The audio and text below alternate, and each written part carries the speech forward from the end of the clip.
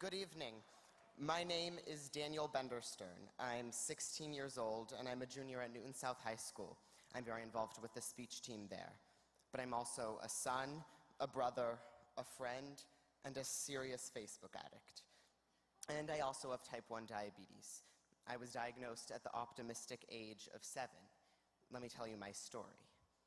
I'll start out by saying that I was never one to play the victim. No, my little childhood self was always the one skipping, running, or jumping to the next major destination, be it the moon or the monkey bars, always certain that I would be the first to reach the top.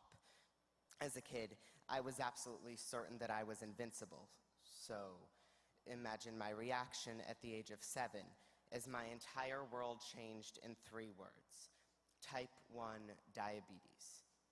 When the doctor emerged with the results of the blood tests, my parents seemed shocked and disheartened. As for me, my initial reaction was a little different. The second the doctors left the room, I immediately cheered and began to jump for joy.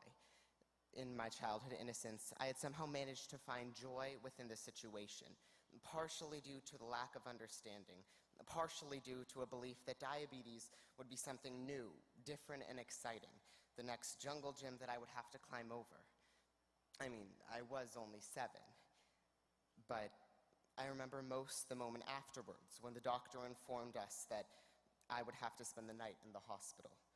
I was only in the 2nd grade, and my parents had never even let me sleep over at a friend's house.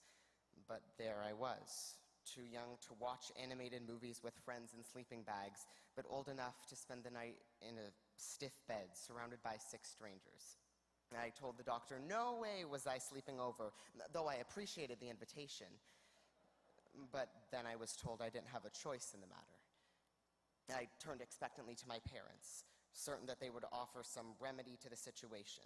Ever since I could remember, they'd been there to tie my shoes, to clean up after finger painting experiments, or to help me up when I fell. But what could they do in that situation? For the first time in my life, they had absolutely no control over what was happening to their little boy. It didn't make sense.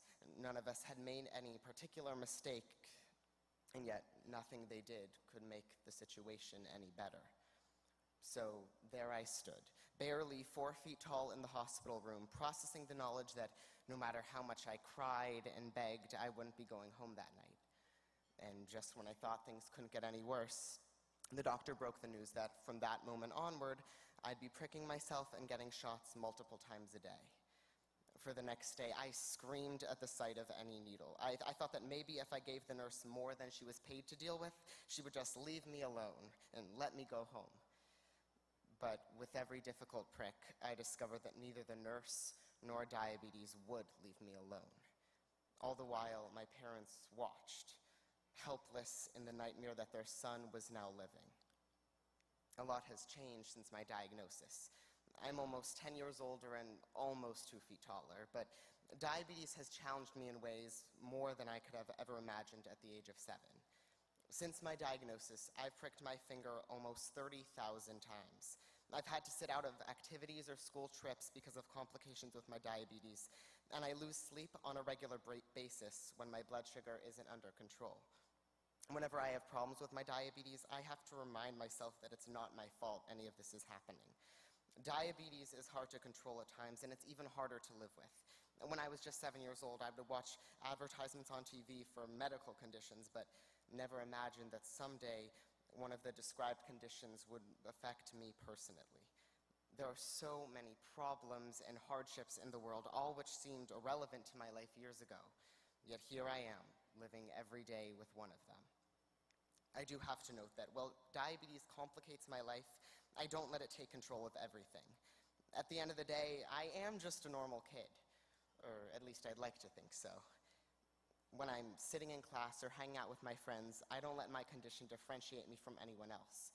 But then my insulin pump will alert or my blood sugar will go low, and I'll be reminded that on top of all the typical stress of high school life, I also have to worry about controlling a condition that can have long-term devastating effects if not properly cared for. Diabetes isn't something you learn to live with overnight. It's unfair and irritating, and I may have gotten used to it, but that doesn't mean that I accept the injustice of kids having to worry about blood tests insulin pumps, shots, low blood sugar, ketones, or appointments with endocrinologists.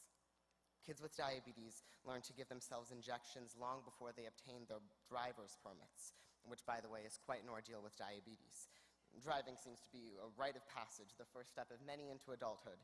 However, because of diabetes, a quick testing session for anyone else turned into 4 hours at the DMV for me.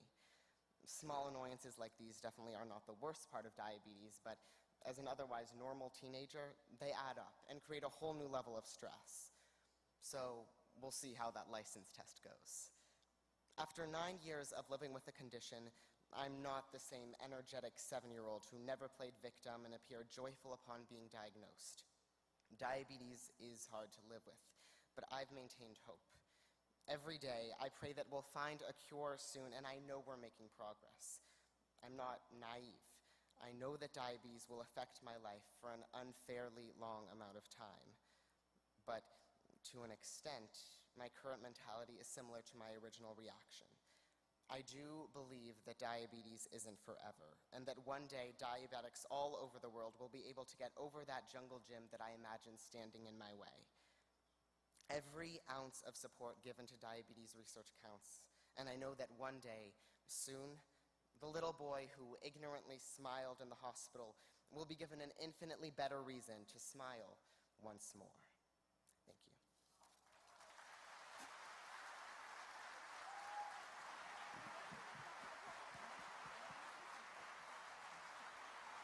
Are you kidding me? Mark might be nominated for Best Anchor, but you can sit by my side and co-anchor with me any day. That was awesome. He was nervous, but I don't know. You were great. You were great. Great job. That's why we're here. That's why you're all here. Daniel's why we're here. All the kids out there is why we're here. Perfectly said.